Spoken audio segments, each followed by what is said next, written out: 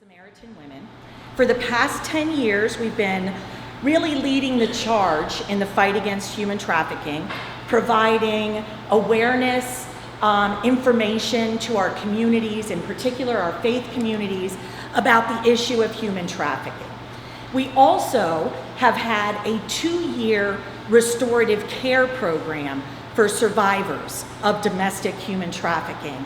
And we've recently started an initiative called the Institute for Shelter Care, where we are going to be seeding other organizations, primarily again faith-based, in starting their own programs to provide restorative care for survivors. So it's kind of the adage of teach a man to fish and he'll feed himself forever versus just giving him a fish dinner. And we're hoping to just spread throughout our country shelters that can provide for these individuals who have been victims of human trafficking and have been sexually exploited. So today, my presentation is going to focus on human trafficking, and I'm also going to talk about social media, internet, and smartphone safety.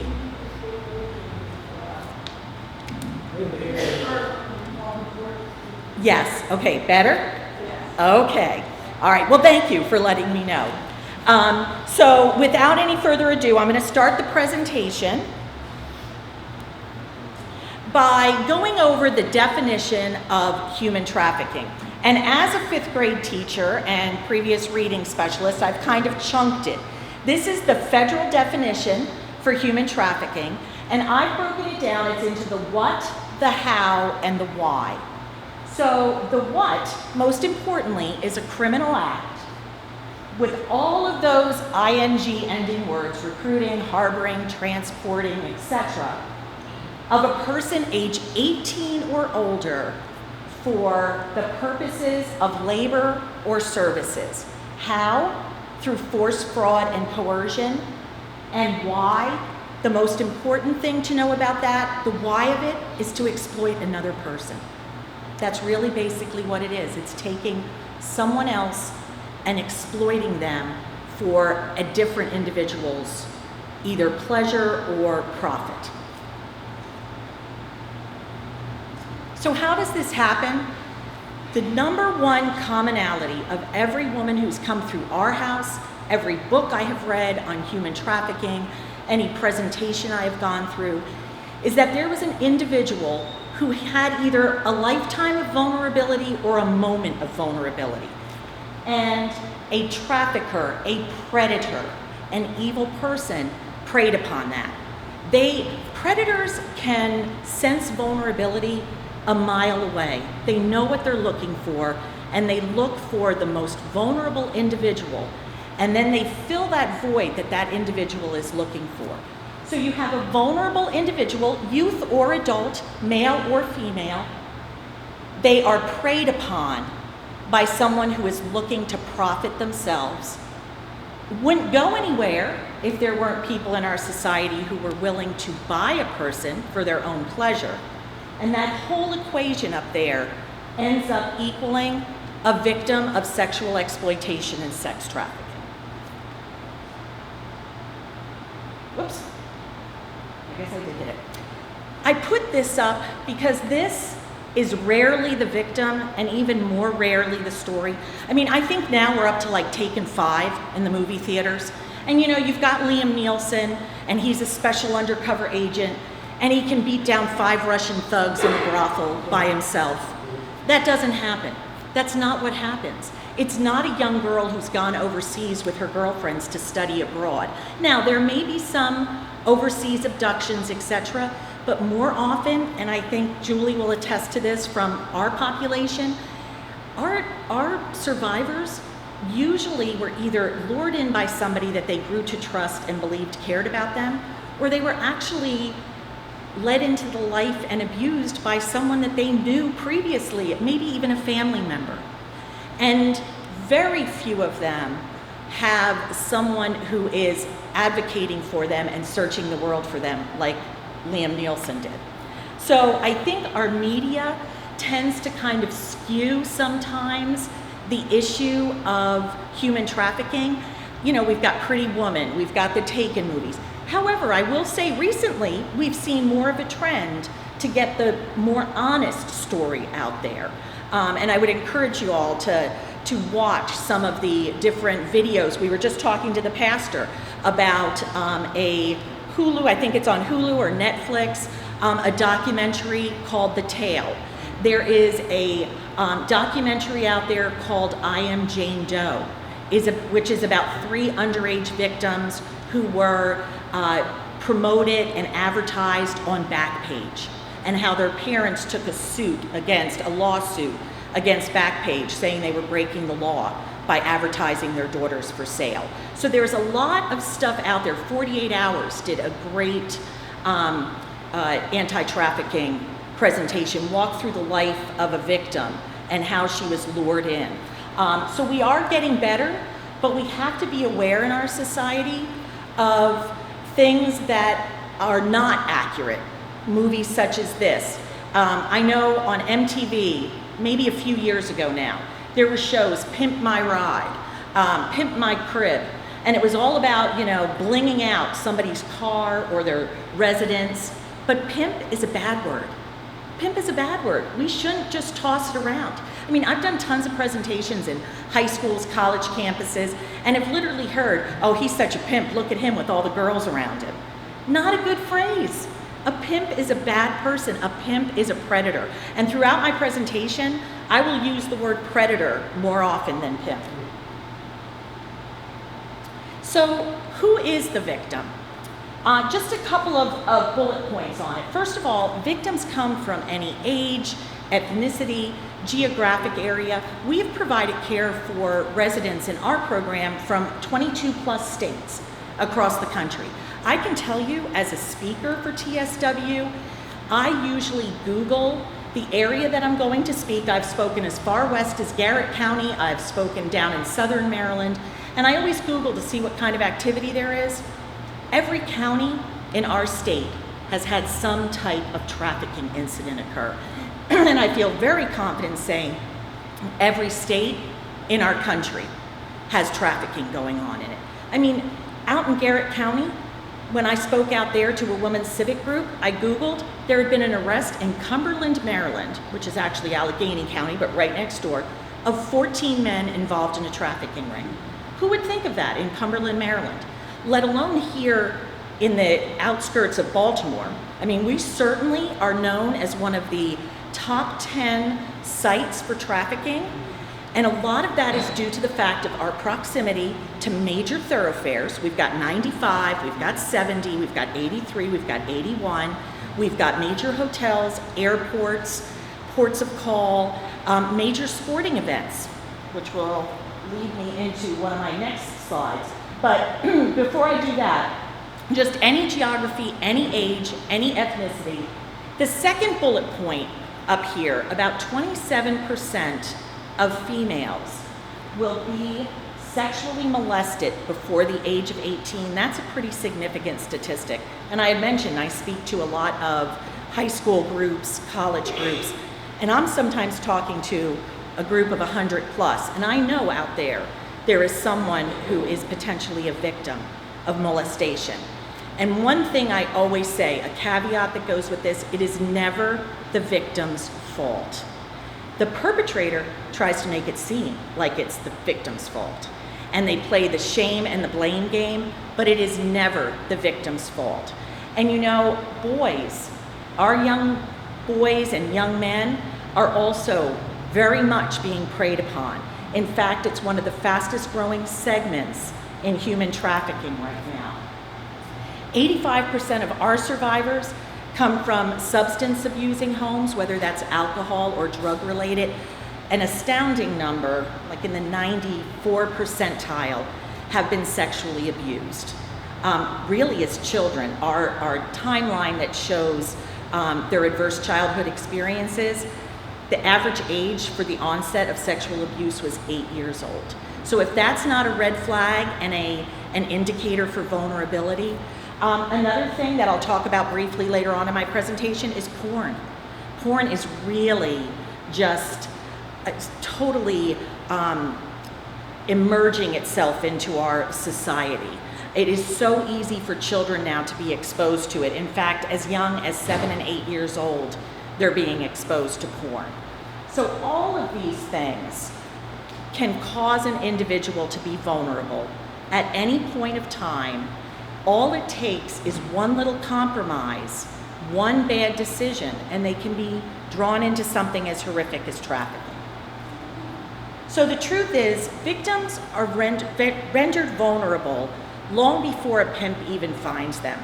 Again, I focus a lot on youth because as much as I love our house and I love our program and the women that we serve are so wonderful, it breaks my heart that they've had to endure that trauma, and that's why they're there with us.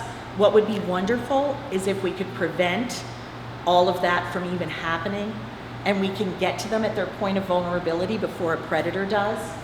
So victims rendered vulnerable long before a pimp finds them. They may be failed by foster care. They are chronic runaways. They experience physical and sexual abuse in the home. There's substance abuse in the home. All of these indicators are what become the vulnerability factor for these victims. I've got a couple of stats on the side. This was actually a 2016 stat. 7,900 children, youth, unaccompanied minors are listed as runaways at any given time in the state of Maryland. It's actually now, in more recent stats, up above 8,000, like 8,400. Those children are so vulnerable to predators.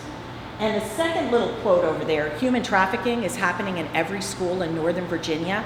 This was a presentation given by a detective who helps break up a trafficking ring in a Fairfax County school that was gang related, which had young children after school, girls, being trafficked by a gang as part of a gang initiation ritual, telling their parents they're going to math club or cheerleading, and they're being trafficked from 3 to 5 in the afternoon. And this officer is absolutely right. Trafficking is happening in our schools. It's one of the places that predators prowl and target looking for victims. So we really have to be aware of all this. What are some of the potential indicators of an at-risk child? Well, again, withdrawal from friends, family, regular routines and pastimes, chronic truancy or lateness to school, even falling asleep in class. I heard from a survivor that she would be trafficked at night, come into school and fall asleep in school, but she was pegged as a problem child in school. No one looked below that surface to see what was happening to that child. It was assumed that she stayed up too late partying or did video games or just was disinterested and not paying attention in school. So again, these are all different indicators. One of the things that's a big indicator is if children have new, or youth, or really anyone you know, have new possessions or money available, gift cards, things like that, and they can't explain where they got them.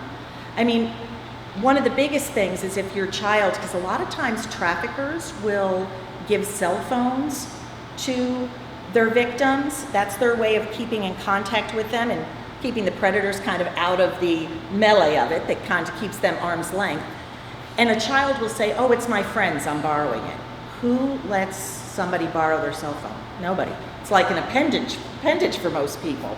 So all of these are potential indicators that a child may be at risk, or a young adult, really anyone. I kind of laugh at the third one, the mood changes and attitudes, because being a mom of 3 who have all gone through the teenage years, that just kind of comes with the territory. But I will tell you, you know the difference if you see significant changes in someone.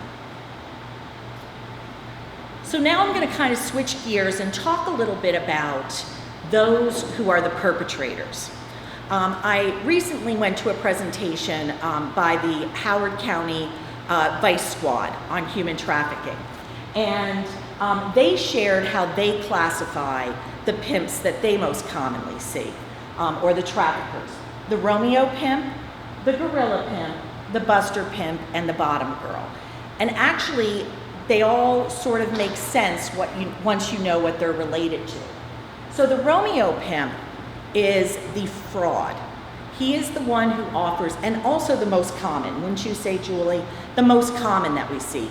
Offers love, caring, protection, understanding, all under the guise that they really care about this individual, when what they're really doing is grooming them for their own purposes. So a Romeo pimp may do anything from offer to be a boyfriend, or say they are someone's boyfriend, they're going to marry them, to offering them a legitimate job, which never comes through. So that is the fraudulent piece. The gorilla pimp is just the physical beatdown, the force side of things. So this is first one fraud, second one force. This is where there's beating, rape, torture, starvation, lack of sleep, don't let them sleep. Now, a Romeo pimp can easily cross over into becoming a gorilla pimp. The buster pimp is the coercion. That is using threats, so they may threaten to kill someone or hurt someone that is near and dear to their victim. There was a story that Sergeant Flory shared with us about a young girl who was actually trafficked by her next door neighbor. And the way he kept her under his thumb was he told her he knew where her little sister was. And if she didn't comply with him, that he would lure the little sister in. So this young lady felt trapped, and she continued to do his bidding because she felt in her heart, her 14, 15-year-old heart, that she was protecting her little sister. So, and then bottom girl is probably one of the, to me, the saddest phenomenons. This is actually a trafficking victim themselves who has been coerced and manipulated by their trafficker to become a recruiter. So this young lady or young man will go out and look for other vulnerable individuals to pull into the pimp's stable of victims. And unfortunately, what happens is they will often get arrested because they take the hit for the trafficker, and they themselves are victims.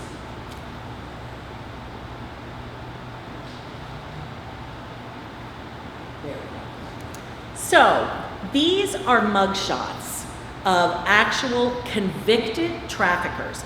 And the reason I put this up is because there's one no face. You know, there's not one face that covers, you know, oh, look at them, they're evil, they're a trafficker. You can't tell by looking at someone. I mean, you look up there, there's male, there's female, there's young, there's old. The gentleman third across the top, he was actually picked up on child pornography charges. And when the police drilled down a little further, they found out he was trafficking some of those same young victims. He was taking pictures of and posting. The woman on the middle column, the very end here, with like a pink tank top on, she was actually trafficking her own daughter.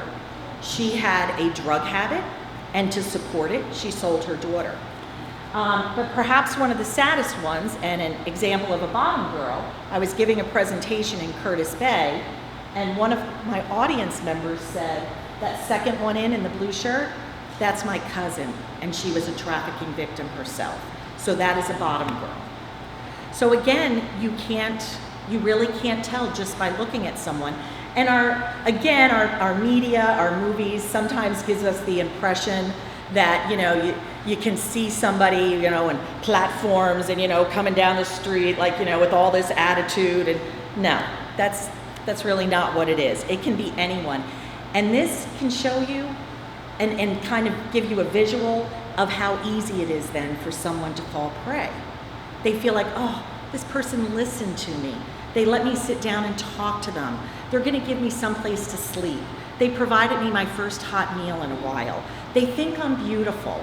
You know, they are such superb manipulators.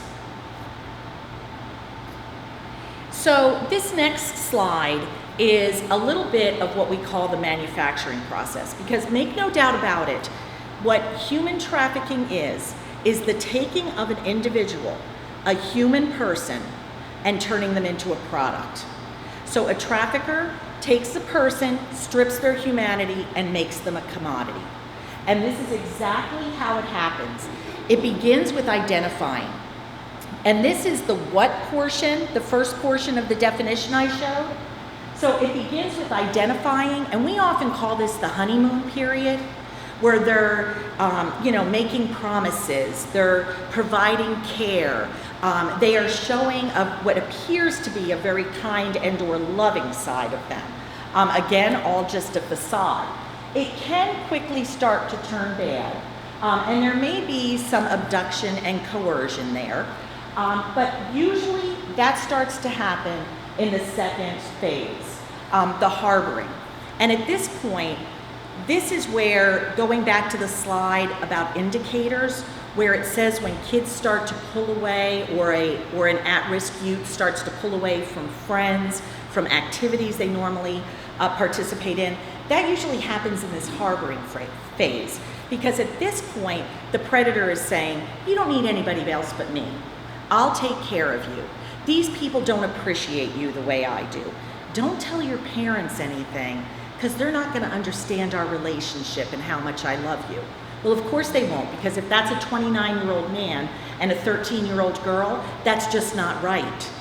But the predator makes it seem like, I love you so much, I don't want anyone to interfere in this.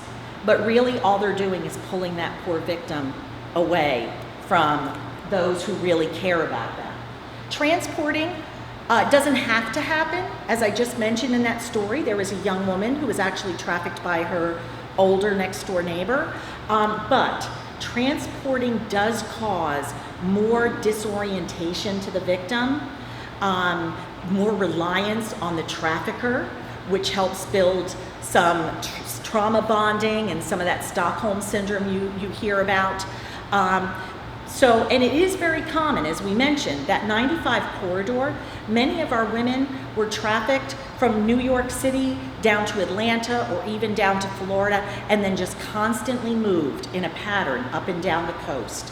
And again, we do a lot of presentations for medical personnel and hospital personnel, and we do training, because they may see an individual who comes in that is coming in for, let's say, a drug overdose, yet they don't have ID on them or don't know where they are.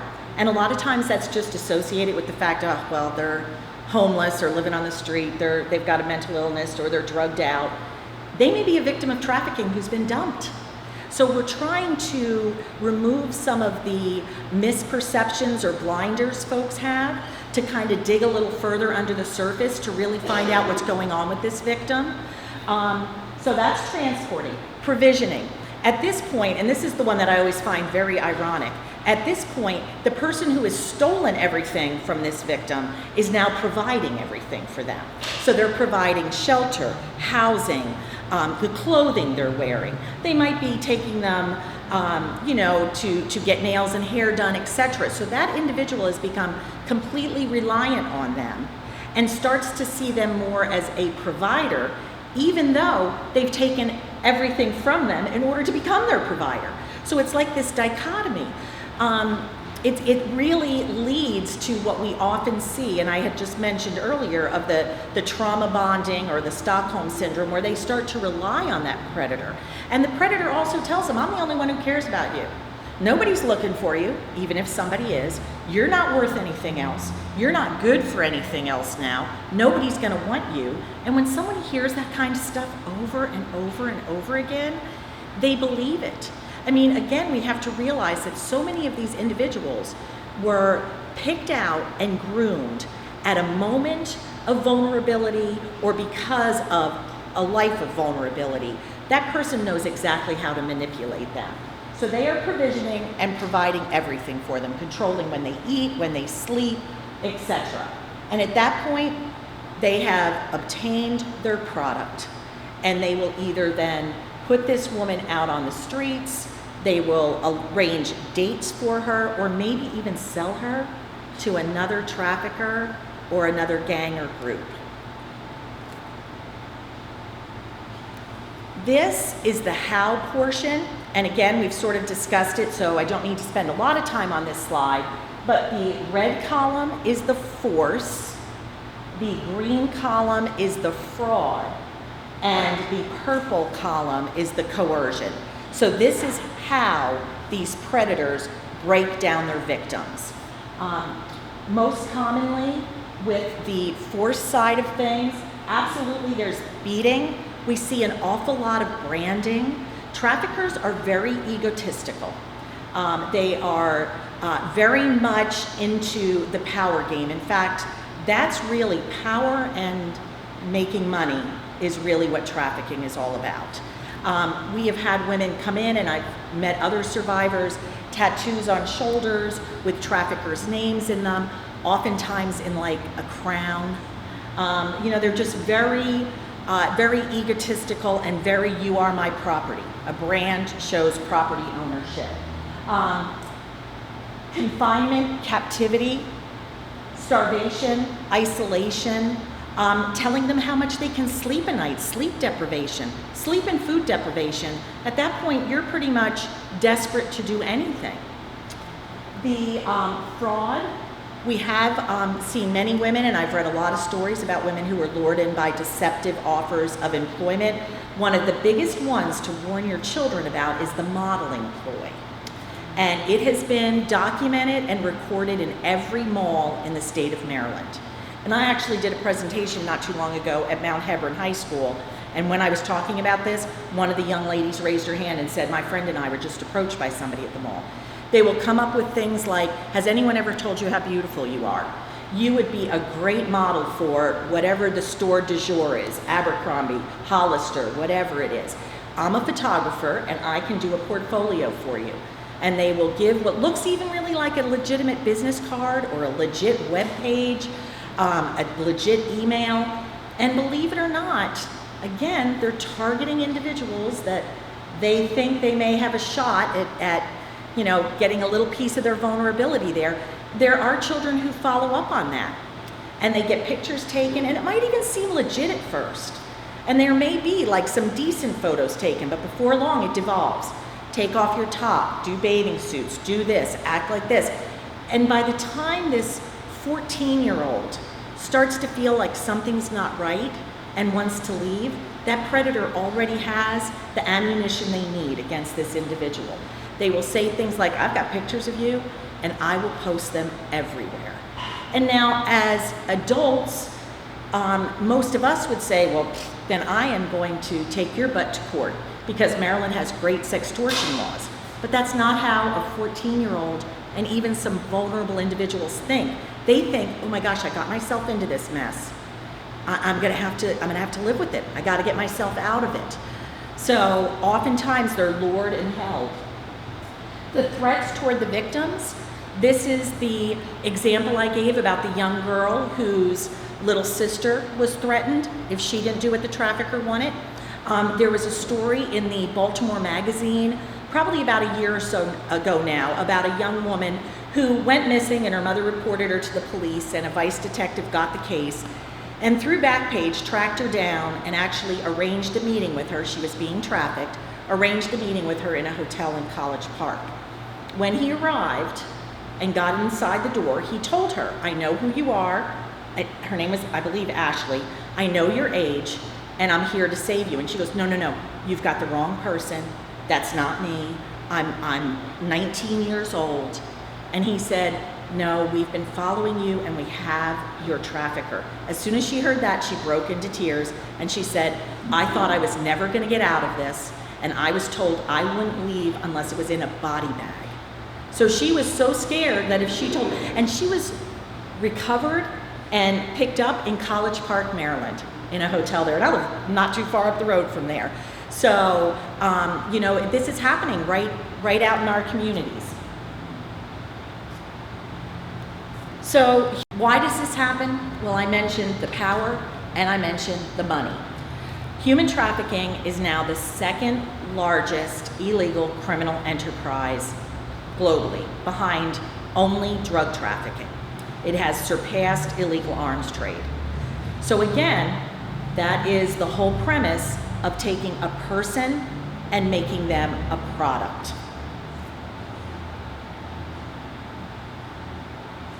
But it wouldn't go anywhere, and this is a familiar slide because I've already shown you through the obtaining portion of it, but it wouldn't go anywhere unless there were people out there who were willing to buy a person for their own pleasure. So we have got to talk about the demand side of it, because this is a supply and demand business. The only reason that trafficker is taking a person and making them a product is because they know they can sell it. So we have got to address the patronizing and the soliciting piece of it, where people feel it is okay to buy another person. That should never be okay. And that leads me into talking a little bit about pornography.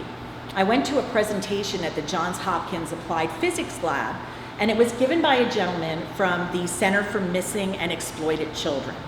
And what was so very heartbreaking to me as a parent and an advocate for children, and being in this work as I am, was he said the first place they look for a child when they're reported missing by a parent, guardian, or social services organization, they look on the internet on porn sites. Because so many children, whether they are runaways or whether they have been taken by a predator, that is where they first show up. And he then shared all these other statistics. 28,000 internet users are viewing porn every second. You think of that, and there are 60 seconds in a minute and 60 minutes in a day, and 24 hours, in 60 seconds in a hour, 60 minutes in an hour. It's mind-boggling. Like, I can't even get my arms around it. Like, I get confused even talking about it. So just unbelievable. 89% of that porn originates here in the United States. There is an appetite for pornography and for pictures of children and for violent porn. 30% of all internet traffic is through pornographic sites. And children in the US begin viewing porn at 8 to 11 years old, and I've even heard a stat as low as 7 years old. And what's so scary about this is many times it's not even them particularly looking for porn online. There are just so many keywords that'll now pull up porn. I shared a personal story with the pastor, and this was when the internet was a baby. Now, porn is just blown up. But in the early 2000s, my middle son, was doing a presentation on the desert biome, and his animal to research was the scorpion. So luckily, I'm in the room with him, and he's on our big, bulky desktop computer, and he types in scorpion, and an S&M site comes up. Now, luckily, I'm there, and I learned very quickly how to put parental blocks on my computer, but, it can be something as innocent as that, let alone when kids start getting curious and, type in something like boobs, or, something they think is so funny and cute. They get inundated with really unbelievable and often horrid pictures. So I'm going to talk a little bit more about the internet. Beside the fact that it has now become so easy to access porn on the internet, it has also become the #1 way that recruiters are finding their victims and their friends, the #1 way traffickers are marketing their victims to buyers, and the #1 way buyers are setting up dates. And dates is the very benign word that traffickers use when they set up assignations for their victims. It was kind of funny. I have worked with our survivors, and I do dinners with them on Tuesday night. And I remembered I was very excited, and I said, "Oh, my husband and I have a date night tomorrow night." And the ladies were like, "Oh, Miss Beth." And I'm like, "What?" And they're like, "Well, that's what they used to call it, when they got set up to go to a hotel or wherever they were, in a home, wherever." And I said, "Okay, this is a teaching moment." I said, "I'm going to tell you what a date night is. A date night is going to Lito's Pizza. It's going to see a movie. It's coming home, talking about the movie, and if you want to have sex because you love somebody, you do. It's not going to a Motel 6 on Route 1 in Jessup and going to room 109 and being told you're going to have 8 customers that night. That's not a date night."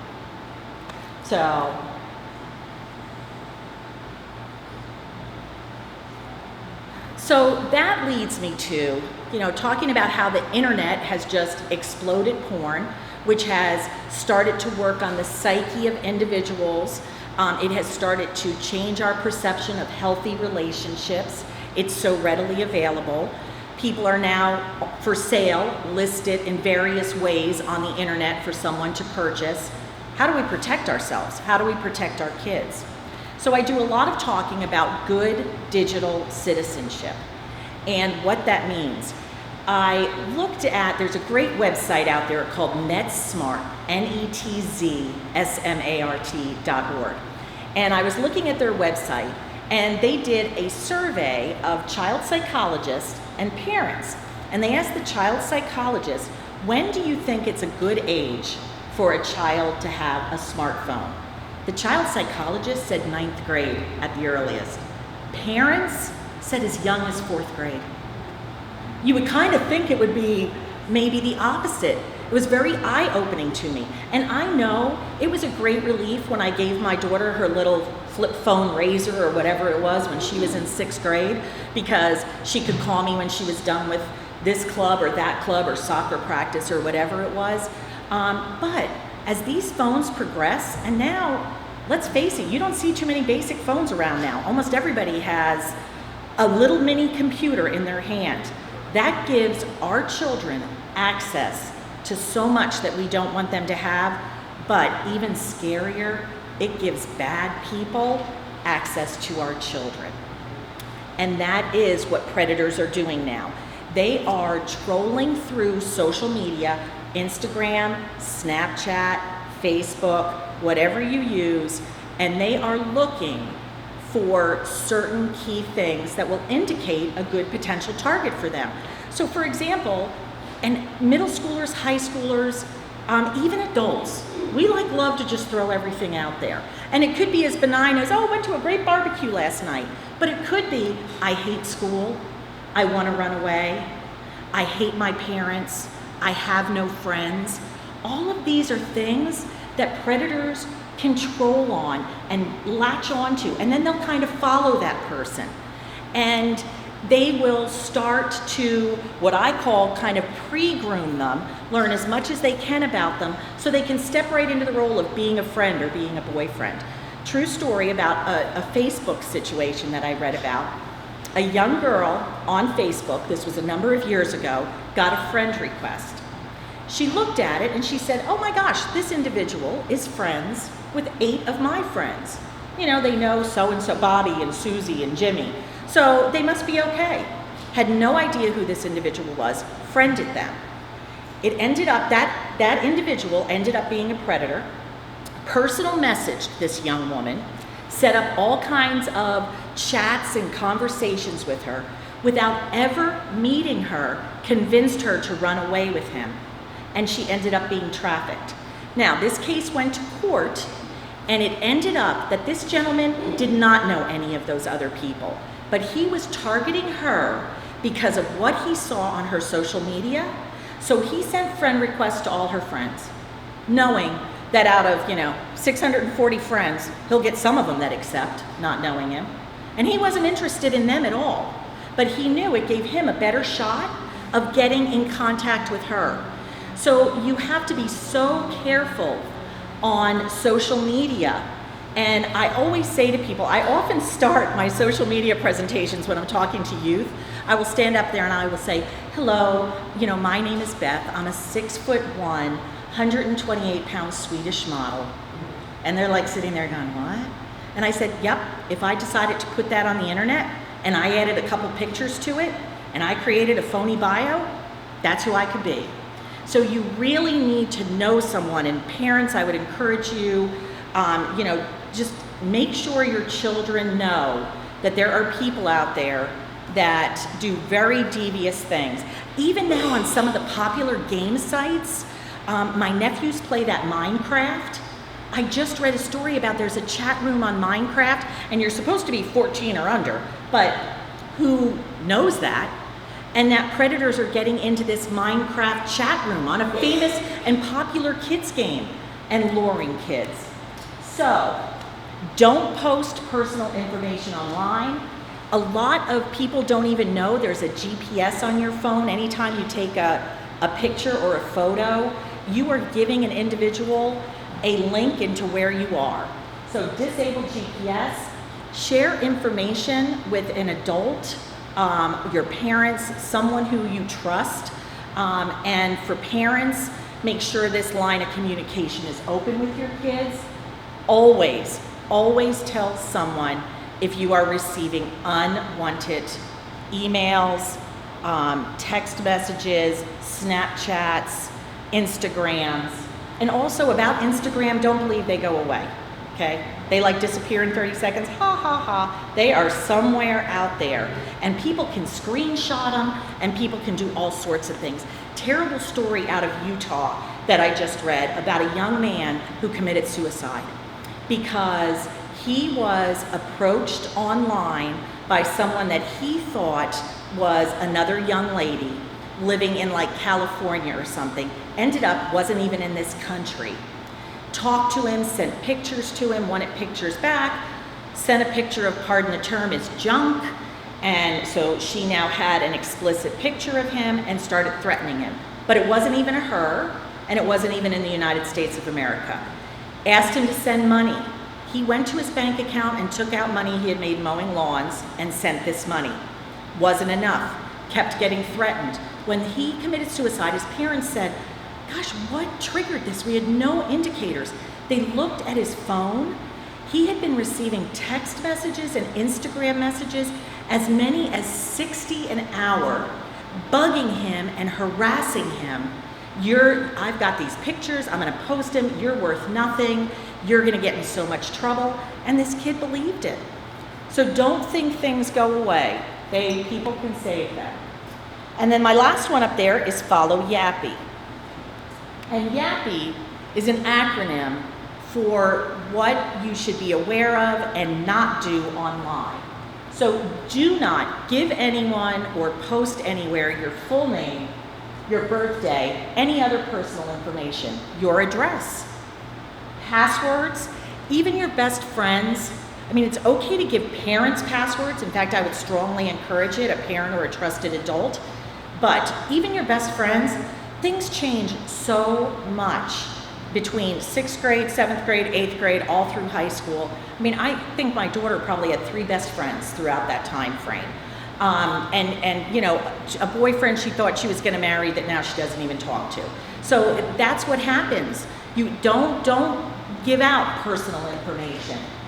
Photos, phone numbers, but most importantly, your plans. Don't post all over social media, oh, we're going to, you know, United Theaters at Columbia Mall tonight. Because that's just like saying, hey, here's where I'm gonna be. Be aware, traffickers target vulnerability. They offer or provide whatever the victim is looking for. So they find out what that missing gap is.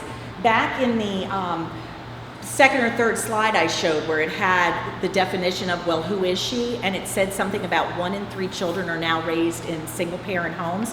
That absolutely does not need to be an indicator of vulnerability, but there is a real reason that traffickers, predators, many times have their victims call them Papa or Daddy, because they are looking to fill that void. So that is what traffickers do. They offer to provide whatever the victim needs or is searching for. If something feels too good to be true, it probably is. I say this to my youth groups all the time, but I say it to adults too. We've got that little inner voice that tells us, this seems a little too good to be true. When you get that, you want a free vacation. There's strings attached. So when someone comes up to you and says, hey, I can buy you a whole new wardrobe and I can get you an iPhone 10, and something is like a little off on that. And you need to trust your gut. You really do. Things can quickly turn bad or dangerous. If you watch that I Am Jane Doe, one of the mothers there of a 13-year-old girl, her daughter told her she was going to the mall with a friend. They didn't come home on time. She called the friend and the friend's house, and the friend said, oh yeah, we were together, but then she stayed with our other friend, who the mother didn't know and ended up being a bottom girl, and actually took this 13-year-old to a party. She was drugged, raped, and trafficked. So all happened within one night of going to the mall and then ending up in a horrific situation. And the trafficker's goal is to create a willing victim. They will do whatever it takes to make that victim feel that they put themselves in this position and they just need to live with it now. It's that shame and blame game. So I get this question a lot. If it's so bad, why doesn't the victim just leave? Well, it's not that easy. First of all, she's circumstantially trapped. Her identification and all of her paperwork, everything has been taken. She doesn't know where she is in many cases. She is completely tied to this predator and may even have threats if she has a child, that her child, family member, whoever may be in danger. So there are a lot of circumstantial reasons, but probably even more significantly, the victim becomes psychologically trapped. We call it chains on the brain. They have been so conditioned to rely on this predator, and their sense of self-worth has been so crushed and so broken that they truly believe nobody will care about them, authority figures are bad, and the only one out there who they mean anything to is their trafficker. That's just how good these predators are. They have the goal of creating a willing victim, and we can tell you firsthand, they do. Many times, I've seen it, and it's so heartbreaking. We have women that like implode because they think, oh, I'm not good enough for this. I don't deserve this. I'm gonna mess it up. I mess up everything. I'll mess this up.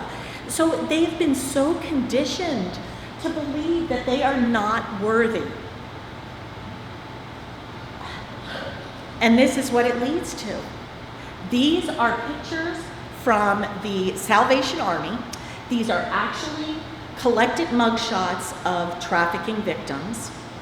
And the individual on your left to your right, same person. This is actually the picture that made me get involved in this, because there is nothing kind or loving or enlightening or empowering about trafficking.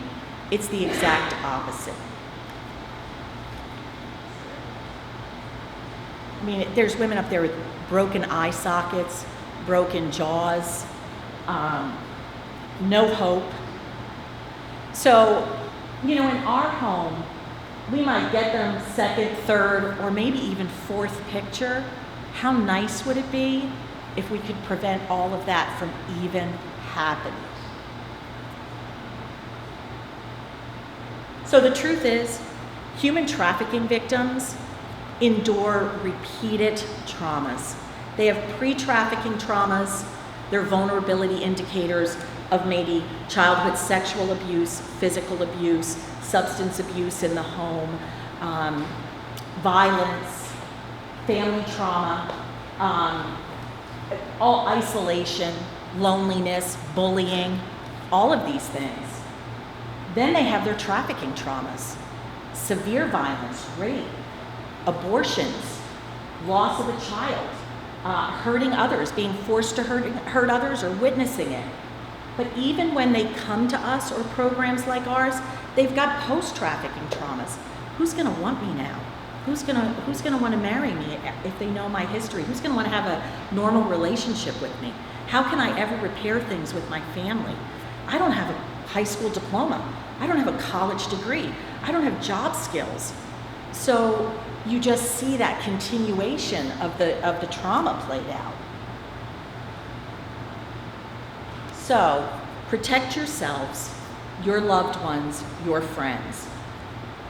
Traffickers and predators are very devious. They tell their victims what they want to hear. They don't mean any of it. As you saw in those pictures, I am sure those girls at some point were promised the world.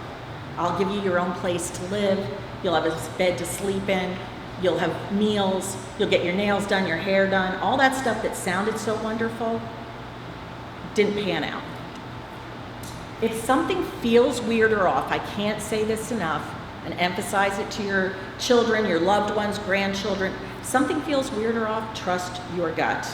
It is. Tell parents, a trusted adult, share with friends that, there's something that is just not right going on. And remember, the bottom line is probably the most important. You all are precious and worthy. Our children are precious and worthy. Our friends, co-workers, if we just practice kindness and let everyone know how precious and worthy they are, then we are arming them with tools to believe in themselves and not fall prey to these terrible predators out there who want to do nothing but exploit them. So thank you, and I've got some National Human Trafficking hotline numbers up there. You can program them in your phone. If you see something, say something. I know we toss that around an awful lot, but it really can make a difference. Again, a personal story. First time ever, I called the trafficking hotline after I got involved in this line of work. I was in Virginia at a rest stop, and I saw a young girl in the bathroom who did not look very well. She looked ill, and I asked her if she was all right. She would not talk to me. She kept looking down, and when I came out of the restroom, there was an older gentleman sitting on the bench waiting for her. And I thought to myself, well, maybe it's a father or grandfather, maybe, you know, she is really ill or there's something else going on, but something just didn't feel right to me. So I followed along, going outside, because never put yourself in danger, but I acted like I was texting, but what I really did was followed them and took a picture of the license plate of the car, and then called the trafficking hotline, told them where I was, and gave them the license plate number. Now, I have no idea what happened with that call, because it's a completely anonymous line, but I thought, okay, worst case scenario, they follow up and they find out she's ill or has a handicap and everything's okay. That's good. That's a good outcome. But if it is something bad going on, maybe, just maybe, someone's life could have been saved and changed. So, you know, think of that, be kind to each other. And everyone, you're all worthy, and God loves us all, and that is the power we have to hold on to. Any questions? Yes.